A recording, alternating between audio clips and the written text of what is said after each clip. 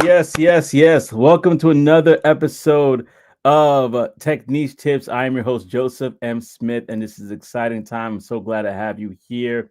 I know that we've been kind of off and on this year in regards to interviews and conversations, but we are back and we're thankful to have you guys here. Listen, I'm going to drop the ticker right now before I introduce my guest, but if you are new to the channel, go ahead and subscribe to youtube.com/at tech niche tips. It's youtube.com/at tech niche tips. Now, I want to encourage you and let you know this is a show where your comments, your questions are going to be posted. So go ahead and if you are interested and have a question during the course of this conversation, go ahead and put it in the chat below. We definitely want to hear from you. All right. So we definitely want to hear from you during this conversation. And we're going to talk about a lot of different things, but specifically, we're going to talk about ways that you can train yourself to be better at interviewing, almost to the level of an Olympic athlete. And so I am so glad to have our guest here. How are you doing, sis? Everything good, Jeneba? Everything is good, Joseph. Thank you so much for having me. I'm excited to be here and get into this conversation. Saw some great guests. Heard that you typically have some of my colleagues and heavy hitters here. So excited to be here. Yeah, no, I'm excited to have you here as well. And listen, y'all, like I said, along the way, if you find that there is something that is interesting to you, I want you to jot it down in the notes section. Go ahead and put your notes down and say, that's dope. I want to, I have that question or whatever. Use the comment section as your notebook, right? So that is going to be what we're going to be talking. That's what we're going to be using the comment section for today. Tripping over my words, but that's what we're going to be using it for today. What up, Arnold? I see you on Instagram. So glad that you joined us. Thank you so much for dropping by. If you have any questions or comments, I will see it, but it's best to come over to youtube.com. Again, that's youtube.com/at Techniche Tips. It's right there in the bottom if you want to be able to ask any questions and me bring it up on the screen. So thank you so much, Arnold, for stopping by. Absolutely appreciate it as well. And so let's get started. Let's talk about it. Let's talk about who you are today for those who do not know you, and then we'll unpack your story. Yeah, so who I am today, I am a speaker, a author, and I'm actually a AI strategist and AI literacy coach, and that is what I've been working on for the past 2 years. Just a little bit about my story, my background. I'm a technologist. I've been working in tech for about 11 years now. Last year, got laid off and decided that I wanted to go all in on AI. So that's how I arrived at that uh, junction. But I've actually been working with AI, believe it or not, for about 3 to 4 years prior to last year. So I wasn't new to the space. I had been working with AI tools and AI implementation of different products in the UX and product management space, because that's the side of tech that I worked on. And I implemented a tool called Writer. I was the product owner for that tool. They have knowledge graphs and they have their own language model. And so, yeah, I have been working with AI for a minute on the corporate side. So I just decided, you know what, let me lean in. And the thing is, I didn't have any, I was self-taught in tech. So I didn't have any certs prior to my journey into AI. I don't come from like a technical degree background. I actually studied, I was going to become a lawyer. And then I got my undergrad is poli-sci. I'm an HBCU grad, proud HBCU grad, Del State, Delaware State University in the house. Then I did a master's at Ohio State, the Ohio State, and that was in urban planning. And so I didn't come from a technical background. Nothing about my history on paper, uh, you would have been able to see that through line to where I am today. So I do want people to hear that and know that you could be a technologist. It's in you.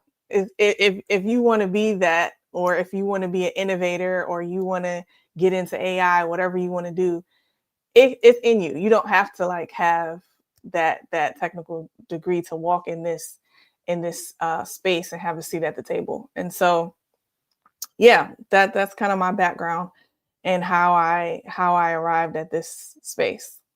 That's beautiful. That's beautiful because a lot of people are going to be watching this. A lot of people are going to be listening to this on podcast form. And yes, if you're not familiar, we are available on Apple, Spotify, wherever podcasts are. They're going to have questions, right? They're going to say, man, that tech, not having a technical background, that's where I'm at. How do I make that transition? And could you share your story before we dive deeper into other parts of what we want to talk about today? How did you make that transition from a non-technical background? Okay, so at that time, there's no AI. Well, there's AI, but us folks didn't have access to it. So I went to Google, and that was my AI before AI. I like to say, like, Google's your friend. We heard that from Jay-Z. Like, you have to be able to be inquisitive and curious. I would say, like, that's your first step. Especially with technology, because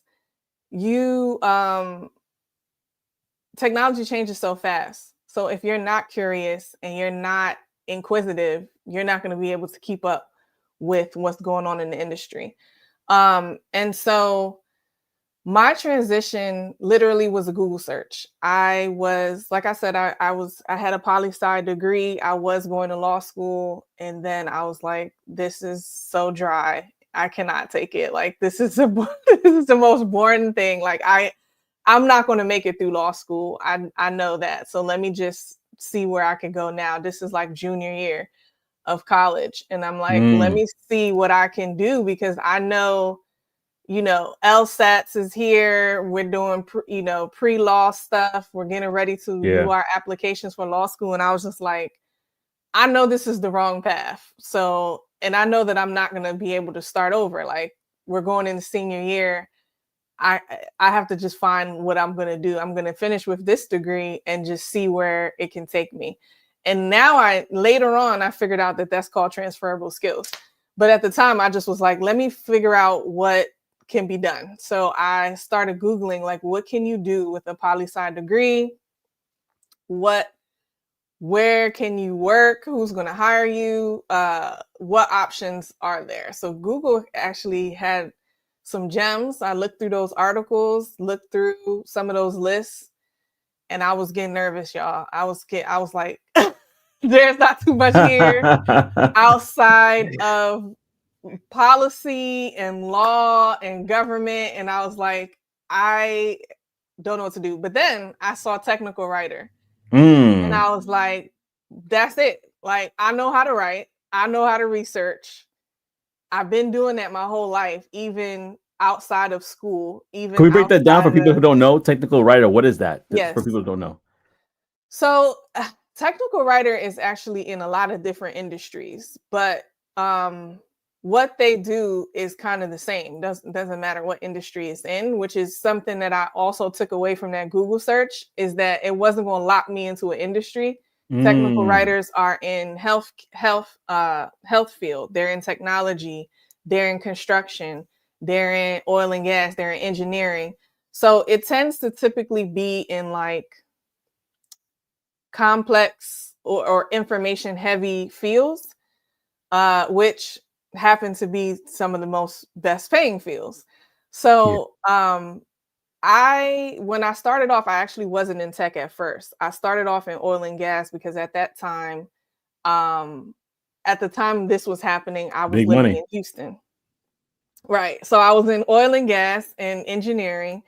And so that's where I started. And so basically what they do is, if for the oil and gas field, they look up different things about the equipment, about the technology, about how the equipment that these different companies are using works. They look up trends in the industry. So it's very information heavy. You have to do a lot of research, and then you write about it.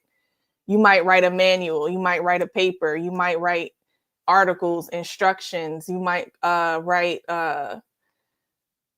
if you're in tech, you're going to do things like write release notes for the developers. You might write about how an app works. And so, yeah, that's where I started. You do documentation pretty much. And I started there, and then I left Houston. And then in that time, I switched to tech because I was leaving Houston, and like most of the oil and gas jobs are in Houston. So I was like, I got to switch industries because I'm moving. But anyway, so I got into tech from technical writing, and started doing documentation in technology. Nice, nice. And I wanted to break that down because there's so many people, and I have Operation take over the building. He said, "Peace and blessings."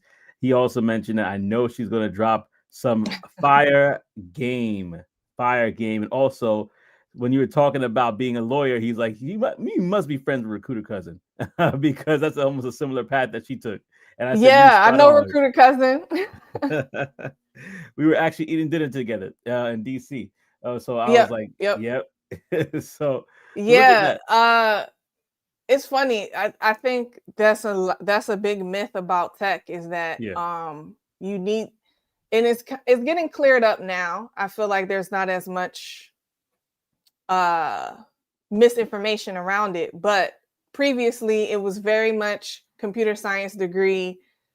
You need to be a software engineer. That was the narrative Yeah. that I feel like was prevalent. And now that I feel AI has now shifted us to not be having that conversation anymore, or for that narrative to kind of get uh, debunked, because now with Mm. AI, people are not putting so much emphasis and weight around software engineers. Actually, software engineers are shaking in their boots, some of them, because Wow. we don't have to be as reliant on them in code now. So yeah. Yeah. Good point. Good point. Good point.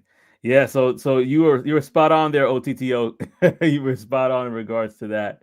Now I want to kind of shift a little bit because you talked about this book that we're going to be talking about today is your book, which is Yes. Interview Like an Here Olympian. it is. Right Live there, in color. Boom. it was released Monday, y'all. So after the show, I'm gonna go back and I'm gonna drop the link on on the YouTube description. You can go to the description. You'll be able to purchase the book right after this episode. But I want you to stay to the end because I definitely want you to get to hear a little bit more about the insights as to why she decided to do this. And for those who want to see the cover one more time, I'm gonna actually drop it right here. But in this book, you talking about how to interview like an Olympian. Can you talk about what made you say, "Hey, I need to write a book about this"? Like, what was it behind that? So it kind of started as a joke. This title Okay. started this title started as a joke. In the pandemic, my husband and I would always talk. And then in the pandemic, my office was in our room at one point. And Mm, so a lot of the times he would see me doing interviews, and I would always say, I'm the type of person, I'm always interviewing. It's on Amazon.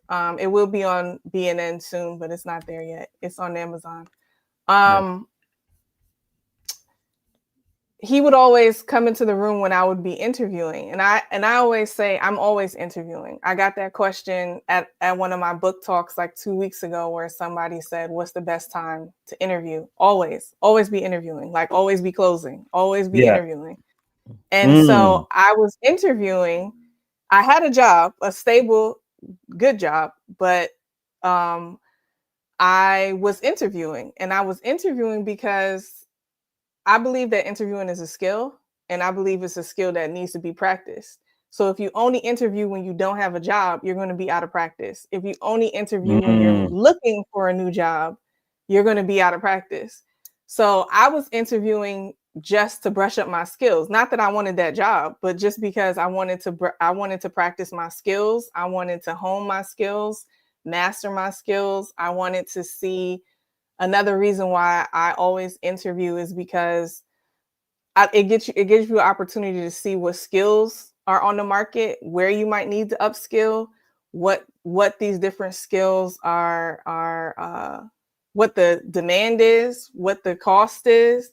So Yeah. you get to see like what people are paying for these things, or you might even discover I'm underpaid or I'm overpaid for my job. So I do it as a research technique too. So anyway, I'm interviewing all the time. I'm just interviewing. And my husband is like, "You are like, what? Why are you going on all these interviews?" And so it kind of was like a joke, like I'm interviewing for a sport, like I'm playing this like it's a sport. I'm interviewing like an Olympian. So I kind of would say that in a joking way. And then last year, one of my friends on LinkedIn posted a post about some things that she does to prep for an interview.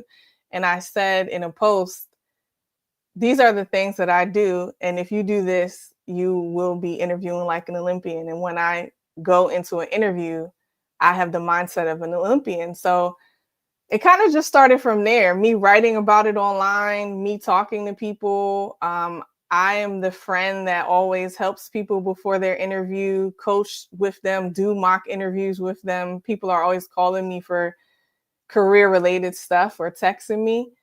And I've written like guest blogs on interviewing. So when I took last year, I had a lot of time because I was laid off.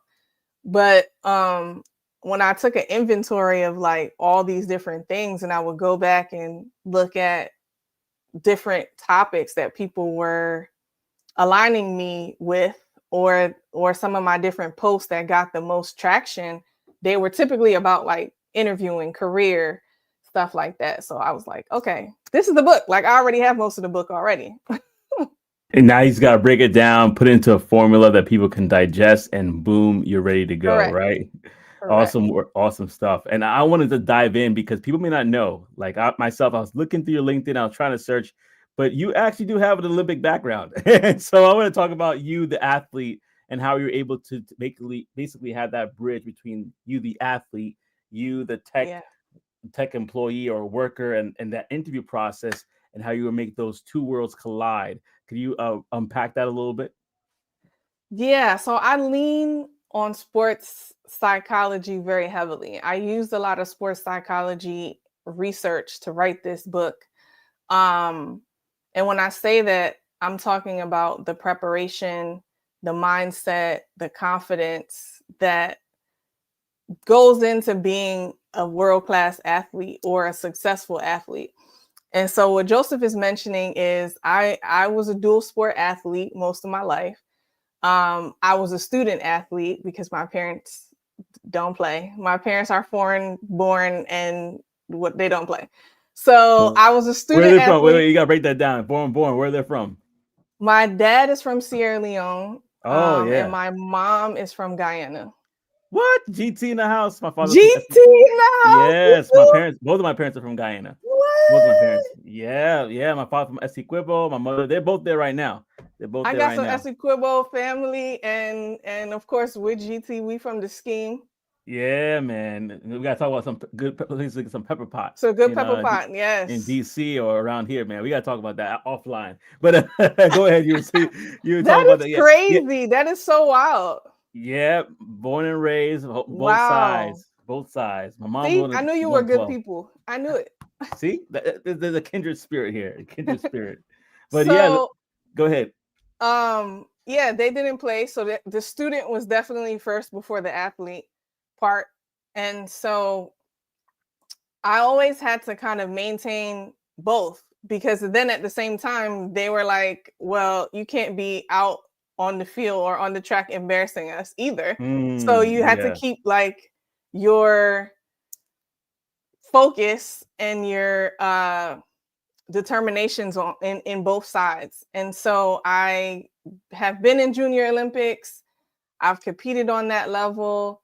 yeah, And so that's kind of like where the Olympic thing came from too. I was yeah, not able to go to the Olympics and be an Olympic athlete. I'm not an Olympian now, hmm but a lot of that mindset and a lot of that preparation, it still goes into pretty much everything that I do. yeah, Even approaching day-to-day work, even approaching like if I'm on a project, you're not going to tell me that I can't figure out something. I'm going to find where that information exists, and I'm going to come to the meeting and I'm going to slam it down like, this is it. You're not telling me that this can't be done, or this is doesn't exist. And so from writing a paper, I was like that person in college that would be like, you gave me a B, you gave me a C. This is the A paper. Let's go to office hours. I'm not accepting this. This is the A paper. So that's hilarious. I've always been that way. And so, yeah, it just translates into my interview process. And I broke it down in the book. I've broken some of it down on LinkedIn too. But yeah, when I'm preparing for an interview, listen, I'm researching everything, everybody on the interview panel. I'm researching the company. I'm going to listen to earnings calls. I'm going to look at the annual report of the company. If I want that job, I'm going in. And so yeah. I think that that's kind of like a missed opportunity sometimes. And I'm even hearing it today. People are going into interviews and they don't even know anything about the company or the hiring manager, which is like, wow, it's the easy opportunity to stand out is by doing that research. Yeah, that's a really good point.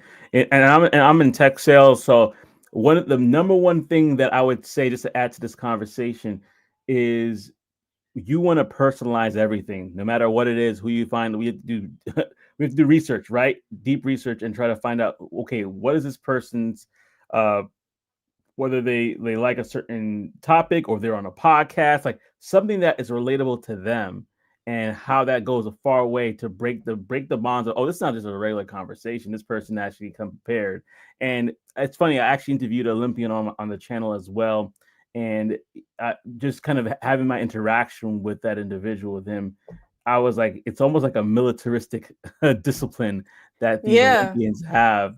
And there's a mindset that's different. Like you said, you talked about that mindset. You won't accept a B. We're going to office hours so you get that A. Can you talk about one of the chapters that you have here, actually the first chapter, the gold medal mindset, and how that relates to the interview process? Yeah, so the gold medal mindset is about the mindset that you need to get to your goal at the end, which is, for Olympian, is gold. For you, it could be a job offer, a promotion, whatever have you. And so it's about having, I call it a 4 C's. That's one of the things that I teach in the book. It's a framework it stands for main character. So it's competence, clarity, confidence, and courage. And so having this mindset is super important, because if you don't have, so I'll just break it down like this, like they all go together. It's a package. If you have confidence, but you don't have the competence to back it up, it can work, but it won't work every time. And then even vice versa. If you have competence, but you don't have the confidence, it might not work for you either. Because if you don't believe what you're selling, why would the hiring manager or your current manager or whatever it is that you're interviewing for, even if you're interviewing as a founder, even if you're interviewing as a freelancer, if you have not convinced yourself, then you're not going to convince anybody else. Yeah, that's well said. Confidence goes a long way. Some people say fake it till you make it, but you could prepare in a way that you're not faking it. Right. Get there. There's a chapter you have in the book called The Off Season. And I don't want to talk about that for a second. I didn't get a chance to read the book. I just purchased it, so I will read it afterwards. But in regards to the off season, and I'm assuming that it means when somebody is between that period when they're not working, whether they're fired, they quit, they laid off. Can you talk about the importance of the off season? Because there might be some people here who are in that period of time where they're on the off season. Yeah, so the off season is kind of what I was referring to in the beginning of our talk, which is you're comfortable, you have a job. So you're thinking, company might be doing great, or your manager might be saying, good job. You got the best, you just got the best review of your life. But the reason why I consider this the off season is because, as we've seen in the past year, you could be laid off at any time. It doesn't matter if the company was doing great. It doesn't matter if your performance was great. You could be laid off at any time. And then two, if you have not been practicing this skill of interviewing, and if you have not been practicing presenting yourself, storytelling about yourself, storytelling about your skills, your experience, how you bring value to your role, your business, your company, whatever it is that you do, you'll be out of practice. And when you go to do it, it's going to take a long time. And now you're competing with all type of people out there, people that might have been laid off at a higher level than you, people that might have just left their job, people that went to entrepreneurship, maybe they're coming back. And you're now rusty, out of practice, unfamiliar with doing these things or with executing on these skills. And so that's what I consider the off season. It's like that space where you're comfortable, but you're not used to competing. Listen, y'all. This is a very important conversation that we're having right now, because I know for a fact that this applies to everybody.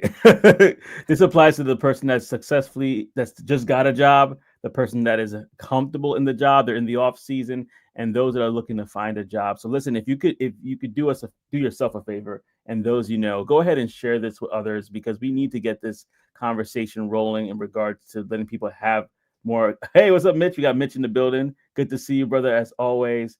We definitely need to have this conversation rolling. And I just bought the book. I didn't wait. After I heard her talk about the gold medal mindset, I'm clicking on that, and I bought the book. I didn't even double tap on that, please. I think mindset is so important. Yeah, talk about it. Just in your career, period. Hey, Ty's in the building. In your career, but also just like in your day to day. I have this. A lot of things start as jokes for me. I guess maybe that's like me testing the actual content. I don't know. But I had this joke that I put on LinkedIn that was around salary negotiation. And I said, if you can't ask for hot fries, then you're not asking for that promotion. You're not asking for that more money. Oh, write that down. If you're not asking for hot fries at the drive-through, then you probably are not going to be comfortable asking for that $20,000 or that $30,000 that you need. Basically, that means if you're not in the habit of advocating for yourself when it comes to financials, when it comes to promotion, when it comes to getting what you want, asking for what you want, getting what you want. When it comes time to do a salary negotiation, you're not really going to be comfortable doing it because, again, you're out of practice or you have not been preparing to do that. Yeah. I know you've heard this, but fail to prepare and prepare to fail. I know your parents said that to you or your grandma. But I say that in the book. I don't even know where that came from, where that quote came from. I think it might have been a coach, but that basically means if you're not preparing, then you might be prepared to fail in some situations. Yeah. And you kind of beat me to my next question because I'm going to talk about it. But listen, we're getting ready to go into Q&A portion. What I'm going to do is say, hey, right now we're officially making that transition over to the Q&A conversation.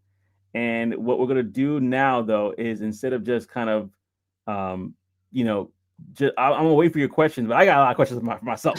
So y'all put the questions in the chat. I'm going to make sure I come back to it. But listen, y'all, I got questions because this book is out. I just bought it, like I said. It's again, the book is entitled How to Interview Like an Olympian. And so you definitely want to get a copy of that book for yourself, or I should say interview like an Olympian. I've added the how, but interview like an Olympian. And what I want to talk to you was about the subject you just said. Pay me like I weigh. Pay me like I weigh. That's a chapter in your book. Can you kind of break that down? Just to get a little snippet, because I want people to read the book for themselves, but give us a little snippet of that. Yeah, so that chapter is about salary negotiation, how to figure out what you should be compensated based on the value and the impact that you're making. And when I started to think of work in that way as an exchange, Yeah. of value, I think that changed the game for me. That changed everything about how I approach work, how I approach salary, how I approach companies, because that kind of puts the ball in your court. Um, to think of it like, this is the value that I'm providing to this company. This is the impact that either I'm already making or I can make. So we need to either multiply this number or we need to add some Yeah. zeros to this number, because this is Mm-hmm. what I'm doing. And it shows how I also give a lot of prompts in this book about how you can figure this stuff out too for yourself.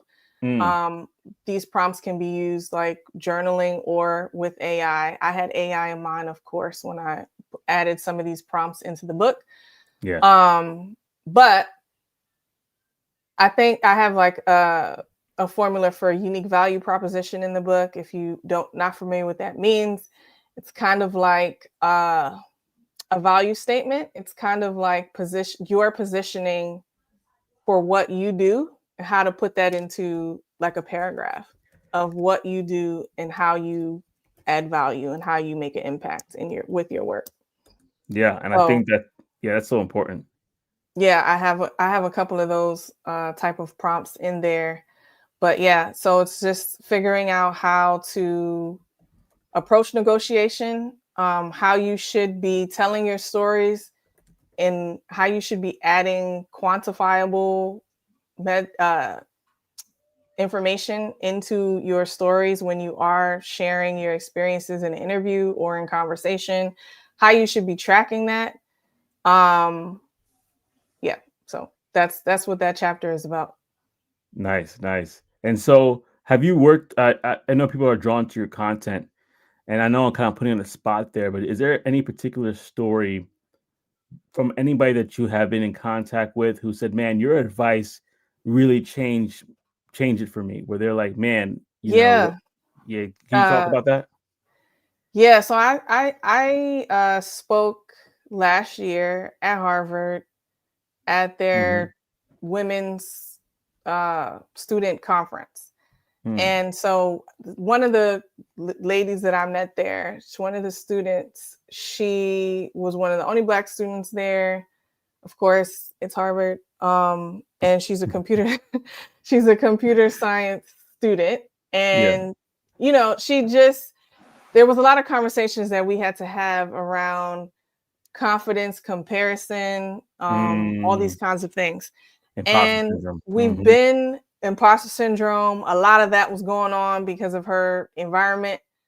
Um, Not really because of her and her background and her capabilities, but just because of her day-to-day environment.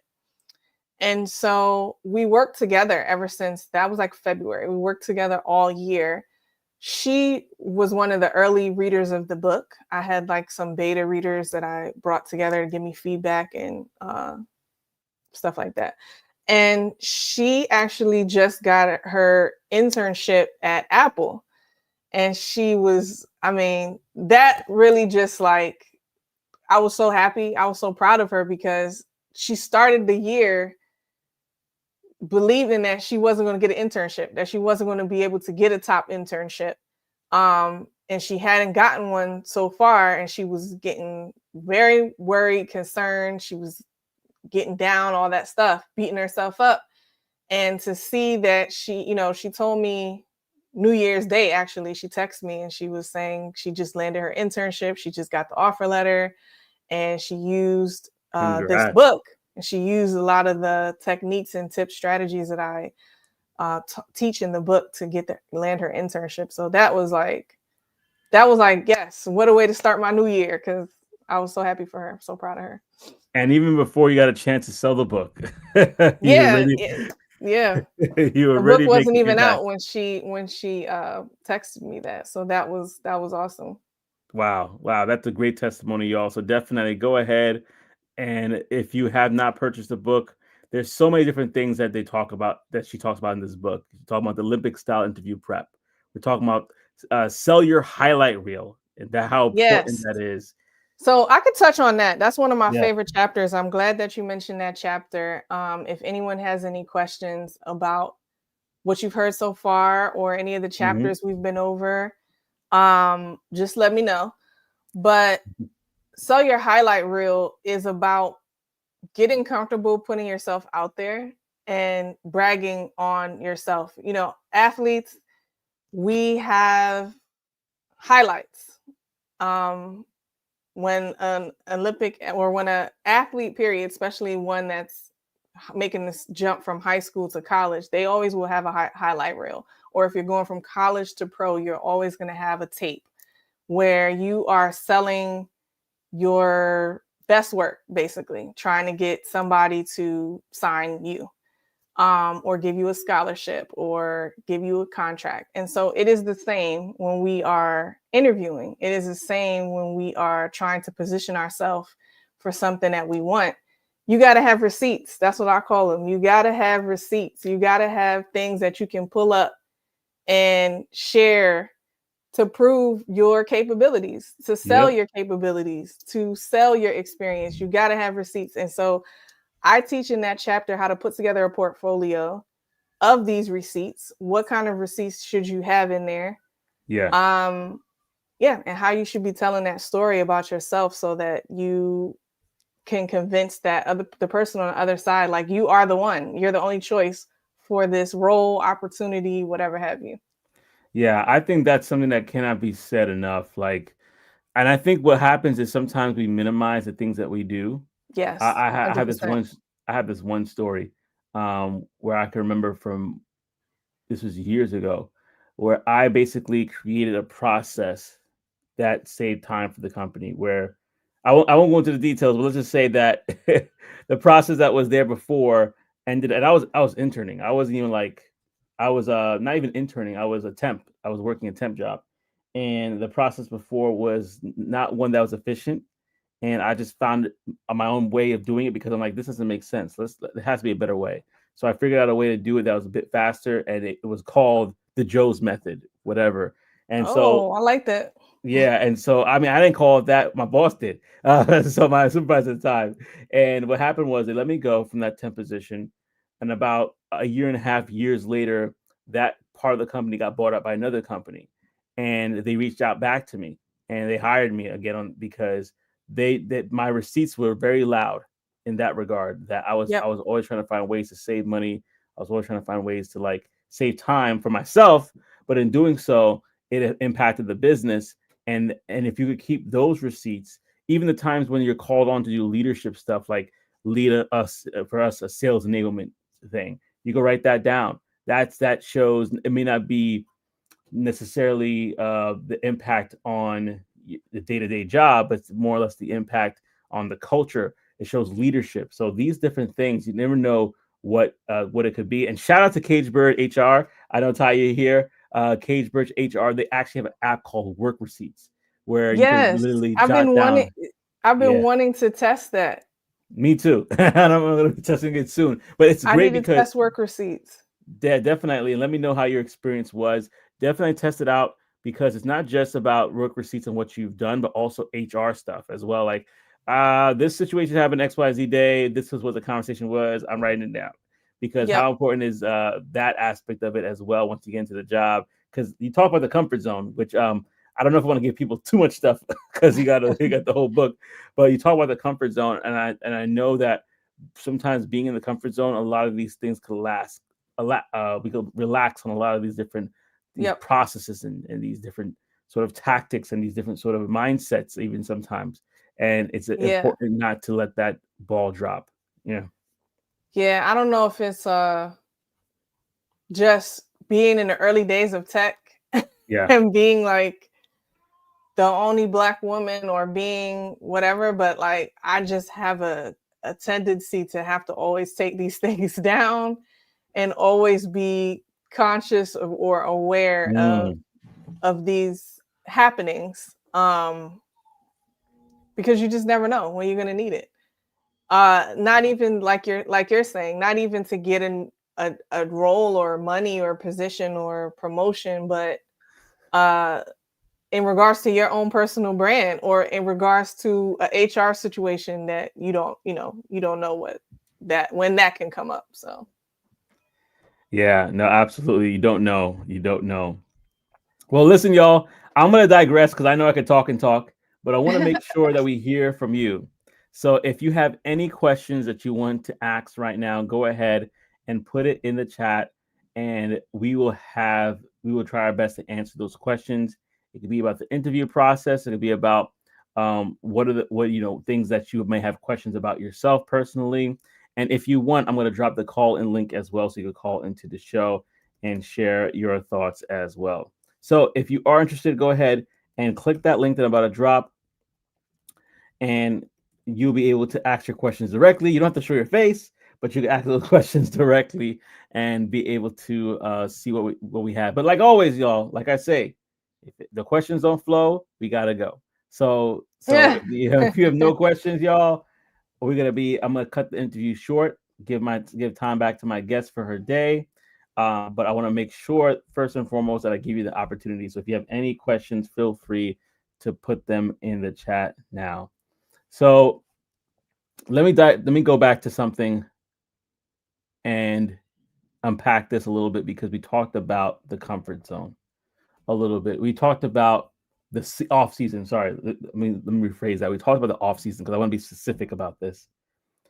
What were your signs, if you could look back to your off season recently, that led to your layoff, right? Were there any signs now in retrospect that said, I should have watched out for that. I should have watched out for this. I know Oh every job yeah. is different, but some people may be in a situation where they're like, no, I'm good. I'm comfortable here, but they're missing the signs. Could you illuminate to what signs people could look out for? There were a lot of signs, but Okay. at the time I thought, you know what? It's better for me to get laid off than for me to quit randomly right now. Financially, it's better Yeah. for me to get laid off than for me to just up and quit this job. Mm, And then the job market wasn't really, it had nothing there. Cause like I said, I'm always interviewing. So I already knew what was on the job market. I hadn't been mm, getting any offers that I liked. I hadn't been, there wasn't too many roles out there, a lot of lateral moves that I didn't want to do at the time. And so yeah. I was like, you know what? If they lay me off, they lay me off, because there's nothing here that I want at the time. The tech Yeah. layoffs had really just started at that time, and they were just going crazy. But I would Oh, say that the first sign that was there was this call back into the office that was done with this mm, company that said that I was going to be able to be remote. mm, And it just started getting stricter and stricter. It was like, oh, you just badge in, once a month. Oh, now you have to badge in 3 times a week. Oh, now we're like looking at people that we're actually look like security is looking on the camera to see people badging in. People are getting like let go for different badging, not badging situations. So that was like the wow. first sign Hmm. that things, and then they stopped hiring outside of their hubs. And I was in a location that was not A part of the hub? a part of the hubs for my Yeah. role. And so it was like, okay, that they delivered they wouldn't even accept candidates anymore that weren't in the hubs, like when they were going through different hirings for different roles. Yeah. Like on my team specifically, if you weren't in that location, they weren't even bringing you for an interview anymore. So that was the first sign. Mm, Um, Second sign was they changed. They said they wanted to do an agency model to see what people were working on. yeah. It started to get very like time and output uh conscious. Like they Hmm. wanted to know how everybody was spending their time. They wanted you to log different things. They were tracking how people were spending their time. They were tracking um basically your downtime. You know how like your green light, your red light on your WebEx and stuff. Like it was Wow. getting, it was getting real nitpicky. So there were signs that if you weren't constantly working 8 hours, then they were going to look into you, kind of thing. Wow. So yeah, it started to get really crazy. So I felt like it could possibly be a layoff coming. Not me personally, but I felt that layoff was in the air of the culture of the place. The culture started changing. So I hear a culture change, kind of reneging on certain things that they said they're gonna do. Like these are things to look out for. Very interesting, y'all. If y'all have stories that y'all want to put in the chat as well of like, see, I saw the sign. I saw the sign. Whatever you want to put in the chat, let us know. But listen, y'all. If y'all don't have any other questions in the chat, I'm gonna be wrapping up this conversation very soon. But before I do, one more question for you.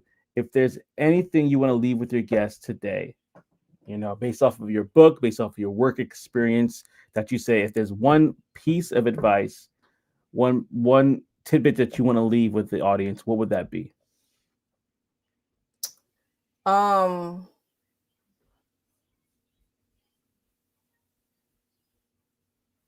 Always collect your receipts in any employment situation, and don't be afraid to put them out there. Share them. I think that everybody has a perspective, everybody has some value to share, and everybody has a way that they can make impact. And you just need to start doing it and believing that those things are true about yourself and your story. Love it. Love it. And listen, y'all, with that being said, we're going to wrap up the show today. Thank you so much to my guests for coming on. It's been amazing having you. And the book is out, y'all. I dropped the link a couple of times, but it will be in the show description. I'm going to also have her. Is it okay to have your LinkedIn there? People can reach out to you directly. Yeah, you can reach out on LinkedIn. And I think you have the ebook. Let me share.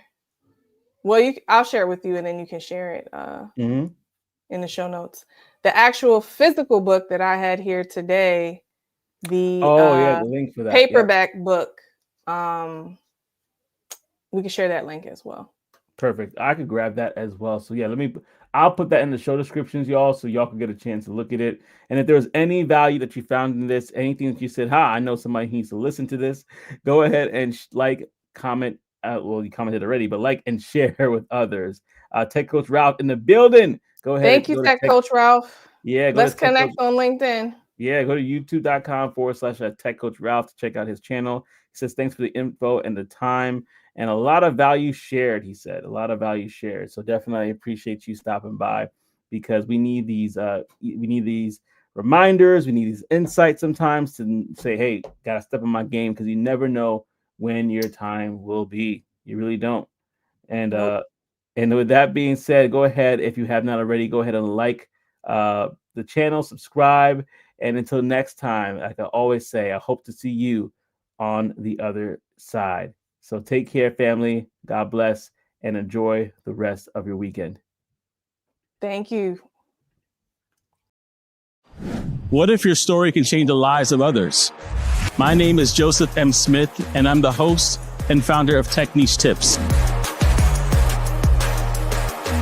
a channel that's dedicated to telling the stories of those that just broken into tech, as well as those that are more established in the game. For more information, subscribe to the channel. Feel free to leave a comment as well, and I hope to see you on the other side.